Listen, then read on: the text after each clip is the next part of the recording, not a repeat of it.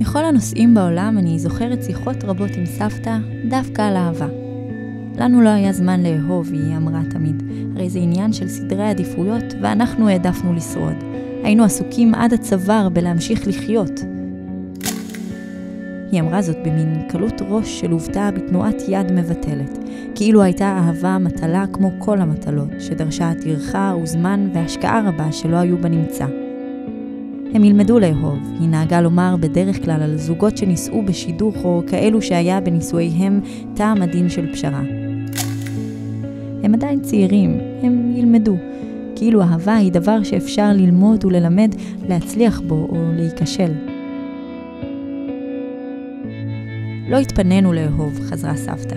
פה ושם שננו, בעצם שנאה היא לא המילה, אולי סלידה, אולי פחד, אולי ייאוש ומיאוס וגועל, אבל כשם שלא ידענו לאהוב, לא ידענו גם לשנוא. כשם שלא ביצענו שום מחווה בשם האהבה, לא ביצענו דבר בשם השנאה. זה לא כמו היום ילדה שלי, שאנשים מחפשים את מי לשנוא, בטוחה שאת לא רוצה מרק ממה?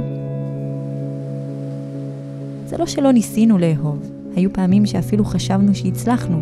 לאמא שלך תמיד אמרתי שעדיף לגור באוהל כל החיים מלחיות בלי אהבה.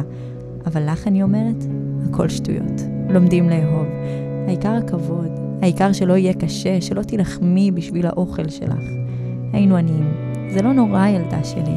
אנחנו ידענו להסתדר, אבל תאמיני לי, זה לא כיף גדול וגם לא רומנטי כמו שזה נשמע. אז אני מבטיחה, כשסבתא תזכה בפיס, כולנו נהיה עשירים ויהיה לנו בית גדול. אולי עוד קצת עוף מלא.